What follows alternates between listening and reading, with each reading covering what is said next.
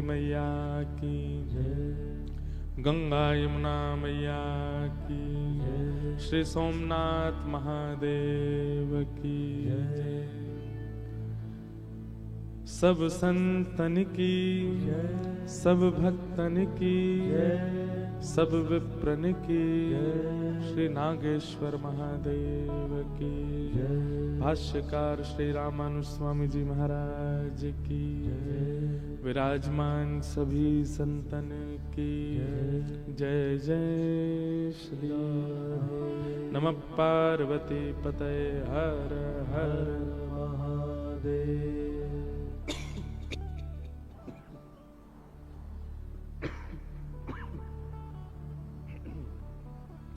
श्री रणछोड़ राय भगवान की जय। परम मंगल में प्रात प्रकलेश्वर अकारण करुणा वरुणालय भक्त वांछा कल्पतरु तड़िद्वित विनिंदित पीतांबरधारी श्री बाल कृष्ण लाल की, श्री द्वारिकाधीश प्रभु की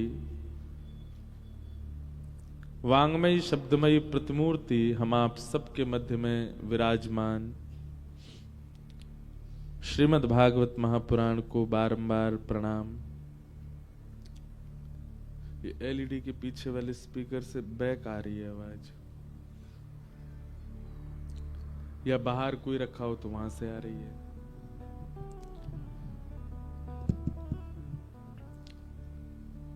श्रीमती वंदना जी एवं ब्रज गोपाल जी वंग और उनके माता पिता श्रीमती पुष्पा एवं श्री लक्ष्मी निवास जी और उनके समस्त परिवार बंग परिवार के पावन सत्संकल्प से बहुत दिनों की प्रतीक्षा से और अत्यंत उत्साह और आनंद से हम आप सब लोग एक परिवार के संकल्प की पूर्ति के लिए इतने सारे परिवारों को आनंद मिल रहा है। हम सब द्वारिका आए हैं, ये हमारा परम सौभाग्य है। ठाकुर जी कृपा करें, ऐसे संकल्प सबके चित्त में प्रकट होने चाहिए, ऐसे संकल्पों का नियोजन सबके चित्त में होता रहे, ऐसी हमारी भावना है।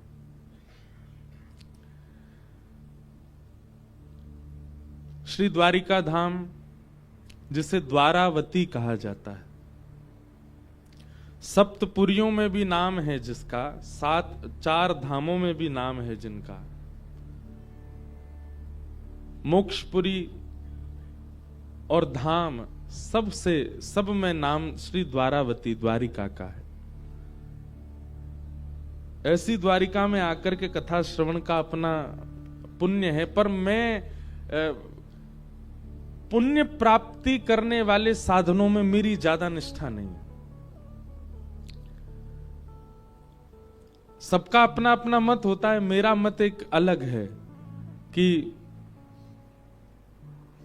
पुण्य की प्राप्ति, पुण्य का मतलब क्या होता है? क्षीणे पुण्य मर्त्य लोकम विशंति, पुण्य क्षीण होते ही मृत्यु लोक में आना पड़ता। पुण्य का मतलब क्या होता है? पुण्य मिलने से स्वर्ग लोक की प्राप्ति होती है। एक प्रकार से आपने धन कमाया तो धन कमा करके आप 5 स्टार होटल में जा सकते हो, धन कमा करके आप चार्टर में ट्रेवल कर सकते हो, धन कमा करके आप सुख सुविधाओं का उपभोग कर सकते हो। लेकिन धन जिस दिन कम हो जाएगा उस दिन सुख सुविधाएं भी आप नहीं भोग पाओगे। ठीक वैसे ही पुण्य का और स्वर्ग का मेल है। आप जितना ज्यादा पुण्य कमाएंगे उस पुण्य के प्रभाव से आपको उतने ही ज्यादा दिन स्वर्ग में रहने का अवसर मिलेगा। हमें स्वर्ग चाहिए नहीं, और विशेष रूप से यहां जितने भी बैठे हैं श्री वैष्णव, हम श्री वैष्णवों के लिए तो वैकुंठ है, और वैकुंठ का तो रूप है कि वहां जाने के बाद फिर पुनः आना नहीं पड़ता। और क्षमा कीजिएगा, पुण्य से वैकुंठ नहीं मिलता, पुण्य से स्वर्ग ही मिलता है। पुण्य से वैकुंठ नहीं मिलता, कैंकर्य से वैकुंठ की प्राप्ति होती है, सेवा से वैकुंठ मिलता है, प्रेम लक्षणा भक्ति से भगवत धाम की प्राप्ति होती है, पुण्यों से नहीं। कई बार कथाओं में कहा जाता है कि आप सब लोग कथा श्रवण करने आइए, पुण्य के भागीदारी बनिए। मुझे बहुत पीड़ा होती उस समय कि पुण्य के लिए कथा नहीं है, पुण्य के लिए तो संसार के बहुत साधन हैं, यह तो प्रेम की प्राप्ति के लिए। यहां जितने भी वैष्णव आप सब, ये जिनका भी दिमाग लगाना, ये यहां भक्तों को बैठाने का बहुत अच्छा दिमाग है, जिन्होंने भी ये योजना बनाई। अब हमको पता है क्या है, हम जिस भक्त को देखेंगे उसी का चरित्र आएगा चित्त में, वही सुना देंगे, और वो सुनाते समय आपको केवल दिया करेंगे, देखो उनकी ओर देख लो, इन्हीं का ही चरित्र सुना रहे हैं। यहां जितने भी बैठे हैं, और इस बार हमें अवसर मिलेगा तो हम अपने रामानुज संप्रदाय के आलवारों की, रामानुज संप्रदाय की भी विशेष चर्चा मैंने ज्यादा की नहीं कभी कथाओं में, लेकिन इस बार करेंगे, क्योंकि यहां तो प्रवेश से ही रामानुज हमारे श्री वैष्णव संप्रदाय का दर्शन हो रहा है। ऊपर भी ठाकुर जी का श्री तिलक विराज रहा है, बाहर भी, और पूरा परिवार ही श्री वैष्णव है। थोड़ी थोड़ी आपकी हमारी एक सी स्थिति है, हम भी श्री वैष्णव हैं और सेवा हमारी पुष्टि मार्ग की है। आपके घर में भी ऐसा ही है, आप भी श्री वैष्णव हैं, सेवा पद्धति पुष्टि मार्गी है। ठाकुर जी की सेवा का जो विधान है वो पुष्टि मार्गी है। इसमें कोई दोष अपराध तो सोचना भी नहीं चाहिए कि कोई दोष है या कोई अपराध है, नहीं। आचार्यों की सबकी प्रणालियां हैं, उन सब भावों से, सब प्रणालियों से भगवत सेवा कैसे बने, इसका प्रयास करते रहना चाहिए। तो पुण्य की प्राप्ति के लिए कथा नहीं है, कथा तो प्रेम की प्राप्ति के लिए, कथा तो भाव की प्राप्ति के लिए। यहां जितने बैठे हैं ये एक भी पुण्यात्मा नहीं है, ये सब प्रेमात्मा है। कौन है? प्रेमात्मा। मीराबाई का कोई नाम ले दे तो प्रेम ही समझ आएगा, सूरदास जी का कोई नाम ले दे तो प्रेम ही, तुकाराम जी का नाम ले ले प्रेम ही समझ आएगा, स्वामी शेरदास जी का नाम ले प्रेम ही प्रकट होगा, पुण्य नहीं।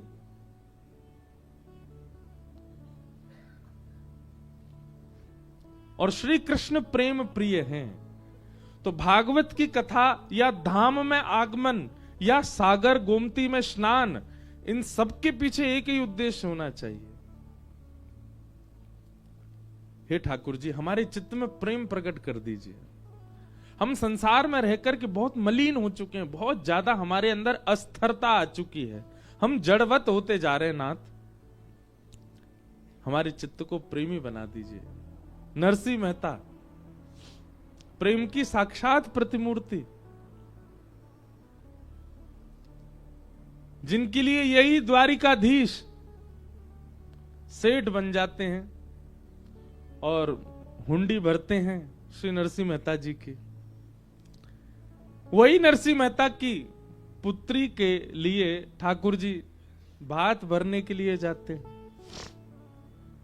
नरसिंह मेहता के पुत्र में बारात लेकर के ठाकुर जी जाते हैं। ये सब पुण्यों से नहीं हो सकता, ये सब तो प्रेम से ही हो सकता है। बस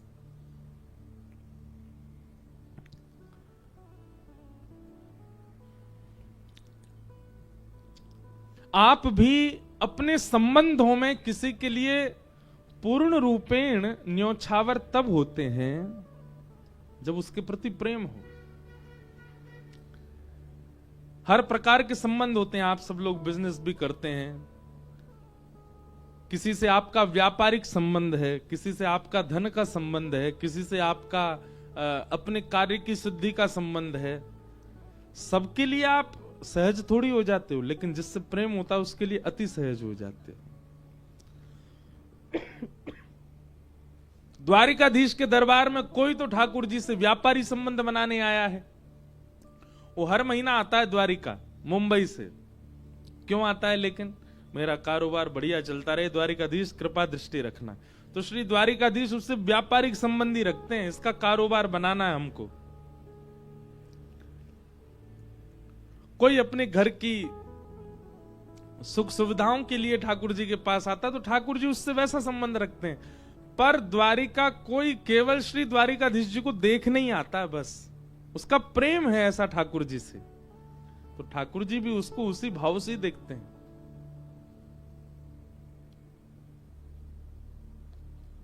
ये यथामाम प्रपद्यन्ते ताम तथैव भजाम्य हम।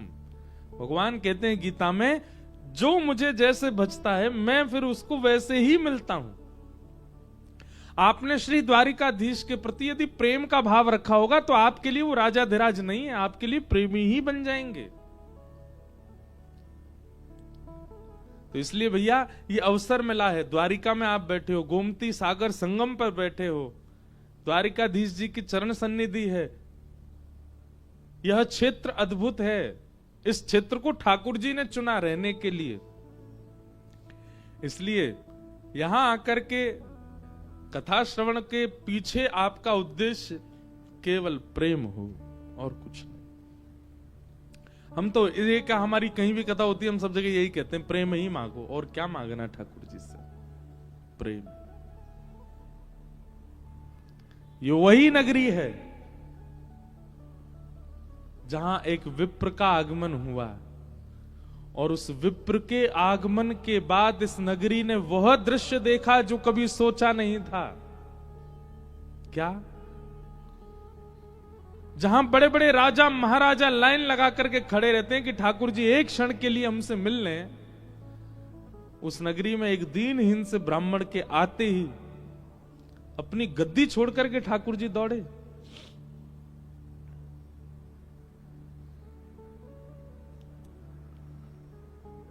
आज जब से हम जामनगर उतरे तब से हमको श्री द्वारिका और द्वारिकाधीश जी का ही स्मरण, यहां का भाव स्मरण हो रहा था। जितने भी गृहस्थाश्रमी अगर कथा सुन रहे हैं तो बहुत ध्यान से सुनिएगा, प्रत्येक गृहस्थाश्रमी के लिए द्वारिका गुरु स्थान है, यहां जरूर आकर के प्रणाम करके जाया कीजिए। एक गृहस्थाश्रमी को अपने जीवन में क्या क्या नियमों का पालन करना चाहिए, एक व्यापारी को क्या क्या नियमों का पालन करना चाहिए, एक कर्मठ व्यक्ति को, एक धनवान व्यक्ति को, एक विप्र को, एक ब्राह्मण को किन किन नियमों का, वो द्वारिका से सीखिए। द्वारिका लीला सामान्य लीला नहीं है।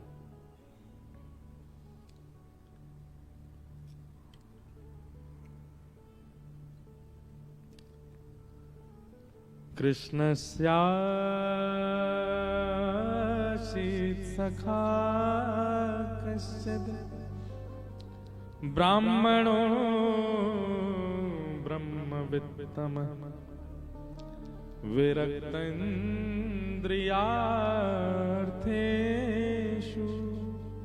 प्रशान्तात्मा जितेन्द्रियः।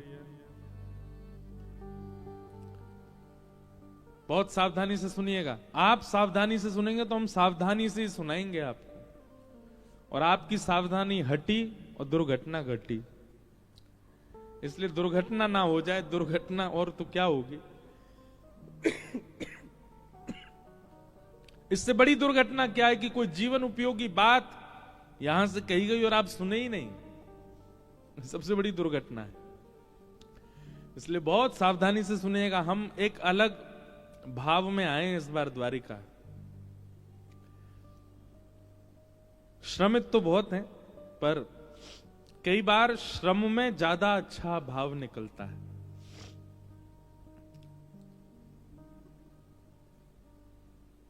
सुदामा जी आए द्वारिका।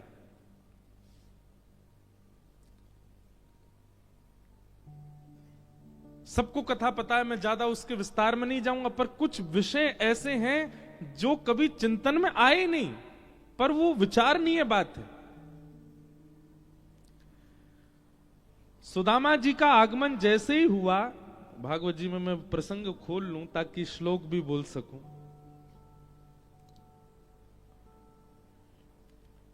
सुदामा जी के आगमन होते ही फिर जो जो लीलाएं हुई, घटनाएं हुई, सबको पता है, सब विदित हैं उस भाव से। पर सबसे विशेष बात क्या हुई?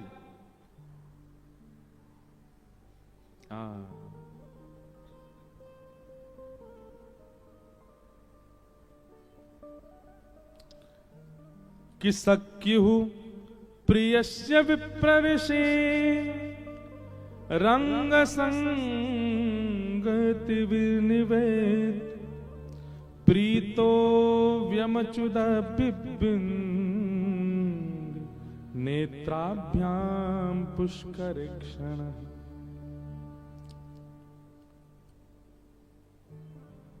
ये बात भी सबको पता है, पर इस बात की गहराई कितनी है कि अपने प्रिय मित्र श्री सुदामा जी को देख करके श्री ठाकुर जी के नेत्र सजल हो गए।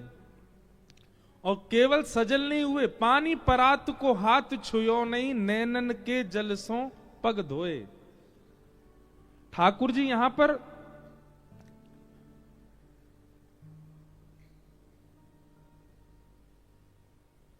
चरण प्रक्षालन कर रहे हैं सुदामा जी का। शुकाचार्य जी महाराज वर्णन करते हैं, अग्रही सिरसा राजन भगवान लोक पावन।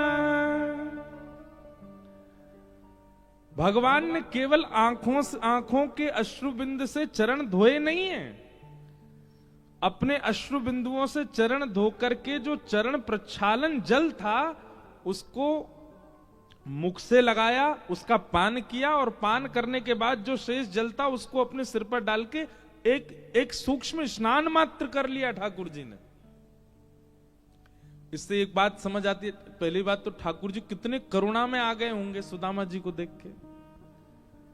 पान करने योग्य जल मिल जाए, स्नान करने योग्य, सिर पर धारण करने योग्य जल, तो जल की मात्रा भी तो अधिक होगी, और वो जल भी साधारण नहीं है, ठाकुर जी के अश्रुबिंद। तो सबसे पहली बात तो यहां ये प्रकट होती है कि ठाकुर जी की कितनी करुणा हुई सुदामा जी को देख करके, कि ठाकुर जी कितने रोए कि आचमन करने योग्य, सिर पर धारण करने योग्य जल प्राप्त हुआ।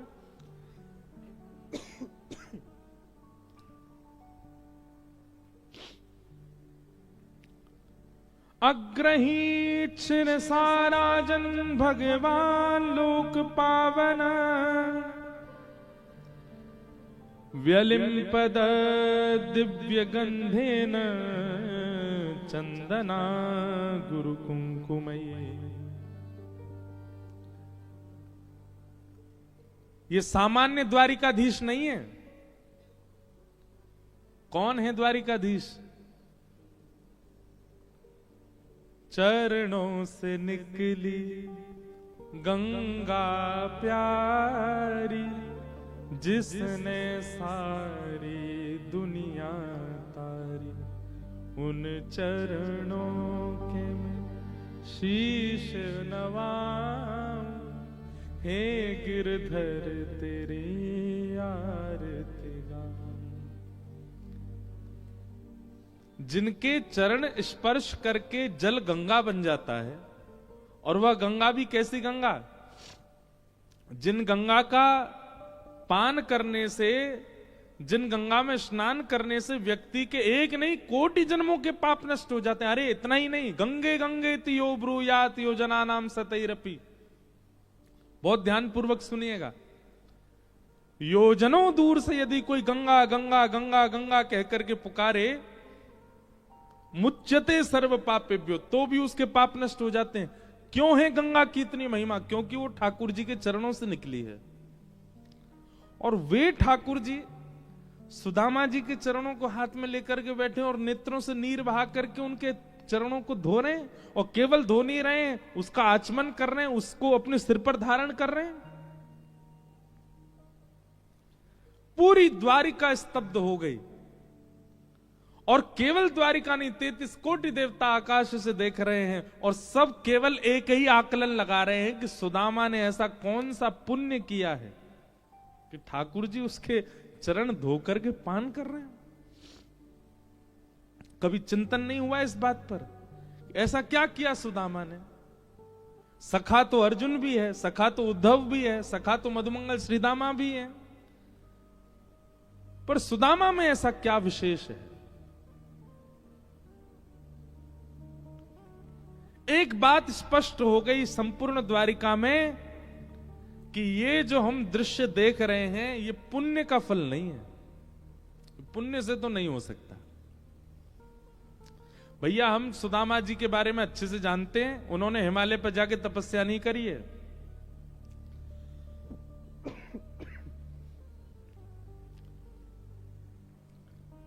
हम सुदामा जी के बारे में अच्छे से जानते हैं कि वो कोई व्रत नहीं कर रहे हैं, उनके घर में धन है नहीं, अन्न है नहीं, इसलिए भूखे रहते हैं।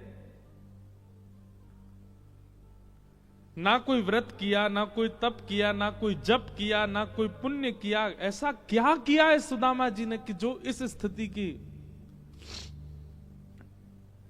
दृष्टा पूरा विश्व बन रहा है।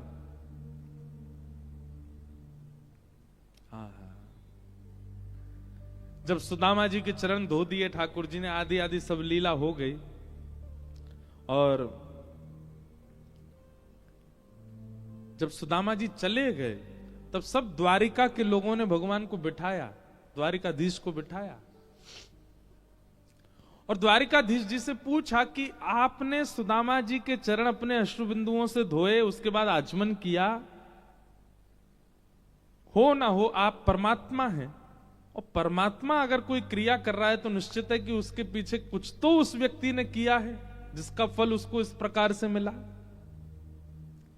वैसे तो भक्त के लिए बहुत कष्टदायी है कि आप नीचे बैठे और भक्त ऊपर बैठे, पर फिर भी सुदामा की ऐसी कौन सी बात थी जिस पर आप इतने रीझ गए? ठाकुर जी के नेत्र सजल हो गए, और सजल नेत्रों से भगवान कह रहे हैं कि सवै सत्कर्मणा साक्षात् द्विजातेरित संभव आद्योंग यत्राश्रमिणां यथाहं ज्ञान दो गुरु। बहुत ध्यानपूर्वक सुनिएगा। ठाकुर जी कह रहे हैं, बहुत लंबा भगवान वाच, ठाकुर जी ने बहुत बड़ा प्रवचन किया यहां पर, मैं तो केवल एक भाव बता दे रहा हूं। ठाकुर जी कह रहे हैं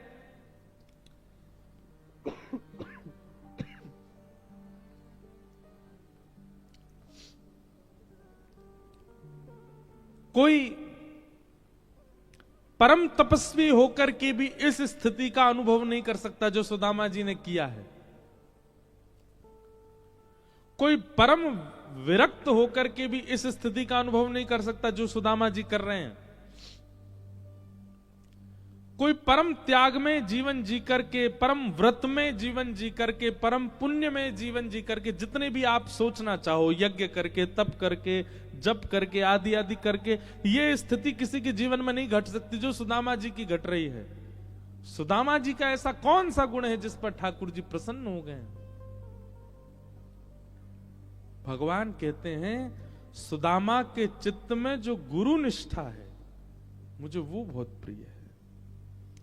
सुदामा की अपने गुरु के प्रति जो निष्ठा है, और उस निष्ठा से गुरु सुदामा पर बड़े प्रसन्न थे। जब मैं विद्यालय में पढ़ता था तो मैंने अनुभव किया, सांदीपनी गुरु जी सुदामा जी से बहुत प्रेम करते थे, और गुरु की प्रसन्नता, सांदीपनी गुरु का सुदामा जी के प्रति जो ये अनंत प्रेम था, वो मुझे विवश कर देता है सुदामा जी के चरणों में बैठने के लिए। उनकी गुरु निष्ठा,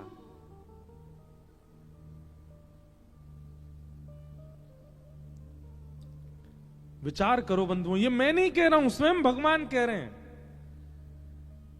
इतने से गुण पर कौन रीझता है? ठाकुर जी रीझते हैं। केवल सुदामा जी की गुरु निष्ठा का। आज भी सुदामा जी, इतने दिन हो गए, सुदामा जी के घर में भोजन नहीं है, सुदामा जी के पास पहनने के लिए वस्त्र नहीं है, सुदामा जी के घर में वर्षा हो जाए तो कमर कमर तक जल भर जाता है। ऐसी स्थिति में भी हम आप लोग होते ना तो गुरु जी के पीछे पड़ जाते हैं कि गुरु जी कैसे गुरु जी हो आप, आपको गुरु जब से बनाया तब से हमारे तो दिन बिगड़ गए। पर सुदामा जी आज भी नित्य अपने गुरु को स्मरण करते हैं और गुरु की कृपा का अनुभव करते हैं। और गुरु कृपा में क्या कहते हैं? हे गुरुदेव भगवान, आपकी कृपा से धन भले ही नहीं है, अन्न भले ही नहीं है, वस्त्र भले ही नहीं है, पर एक चीज है, क्या? नित्य कृष्ण स्मृति है चित्त में। नित्य कृष्ण याद रहते हैं मुझको, ये सबसे बड़ी कृपा है आपकी। हम संसारी लोग कृपा को किसी और दृष्टिकोण से देखते हैं, पर सुदामा जी की दृष्टि अलग है। सुदामा जी कहते हैं मुझे रोज कृष्ण स्मरण में आते हैं, ये मेरे गुरु की कृपा है। चाहे कैसी भी स्थिति बन जाए, चाहे कैसी भी परिस्थिति बन जाए, पर मैं ठाकुर जी को भूलता नहीं, ये गुरु कृपा है। ये विषय पढ़ते समय, बोलते समय मुझे अपने ऊपर भी बड़ा आनंद हो रहा था कि ठाकुर जी ने ऐसा जन्म दिया, ऐसा जीवन दिया कि एक दिन भी बिना कृष्ण स्मरण के नहीं निकलता। हम आपको बहुत सत्य बात कह रहे हैं। साल के कई ऐसे दिन होते हैं, उन दिनों में शायद परिवार को याद नहीं कर पाता हूं मैं। साल के कई ऐसे दिन होते हैं कि अपने घर के कई सदस्यों के जन्मदिन पर बात भी नहीं कर पाता मैं। हम दिसंबर के निकले हैं, अब होली पर जाएंगे घर। घर की विस्मृति बन जाएगी, प्रियजनों की विस्मृति बन जाएगी, मित्रों की विस्मृति बन जाती है, पर एक भी दिन ठाकुर जी की विस्मृति के बिना नहीं निकलता है। ये बहुत बड़ी कृपा है, ये गुरु की कृपा है। एक दिन भी ठाकुर जी के बिना नहीं निकलता, ये बहुत बड़ी कृपा है। सुदामा जी महाराज इस बात को कहते हैं, अयम ही परमो लाभो उत्तम श्लोक दर्शनम। भैया देखो, आप लोग द्वारिका आए ना, यहां द्वारिका लीला ही चलेगी 7 दिन। कभी सुदामा चरित्र, कभी विवाह का प्रसंग, कभी कुछ। अब हम स्वच्छंद हैं, खूब आनंद से खुल के बोलेंगे, इसलिए सुनिए। सब जगह नहीं होती है ऐसी बात।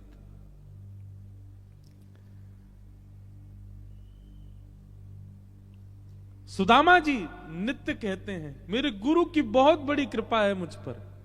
और वो कृपा किस चीज में देखते हैं कि चाहे जैसी परिस्थिति परिवार की हो जाए, पर मैं कृष्ण को कभी नहीं भूलता, मैं द्वारिकेश को कभी भूलता नहीं।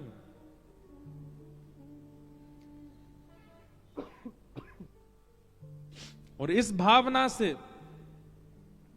श्री सुदामा जी रोज अपने गुरु का स्मरण करते हैं। आज वही सुदामा जी जैसे ही द्वारिका आए हैं, ठाकुर जी ने जैसे सुदामा जी को देखा, देखते ही ठाकुर जी के नेत्र बंद हुए और सुदामा जी की सारी परिस्थिति दिखने लगी। खाने के लिए अन्न नहीं है, पहनने के लिए वस्त्र नहीं है, रहने के लिए घर नहीं है, बच्चों को खिलाने के लिए अन्न नहीं है, पढ़ाने के लिए साधन नहीं है, पत्नी को देने के लिए साड़ी नहीं है। और ऐसी स्थिति में भी सुदामा रोज प्रसन्न चित्त होकर के अपने गुरु को प्रणाम करता। आपकी बहुत बड़ी कृपा है मुझ पर। क्यों? भले ही कोई साधन मेरे पास नहीं है। अरे व्यक्ति के पास में एक साधन ना हो, हम लोग अगर रोज श्रीमन नारायण भगवान का स्मरण करते हैं, रोज अपने गुरु की अष्टाक्षरी माला करते हैं, एक दिन अगर बुखार आ जाए हमको, गुरु जी आज बुखार आ गया, आज माला नहीं कर पाएंगे हम, क्षमा करना गुरु जी। घर में एक चीज विपरीत हो जाए, एक चीज, तो हम सबसे पहले क्या करते हैं? ठाकुर जी के लिए जो नियम बनाए उसका त्याग सबसे पहले करते हैं हम लोग।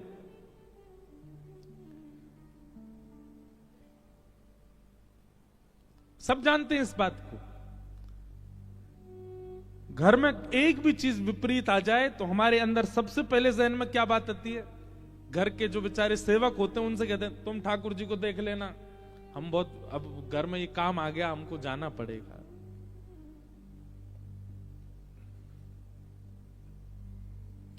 सबसे पहले ठाकुर जी को भूलने का काम करते, पर सुदामा जी नहीं।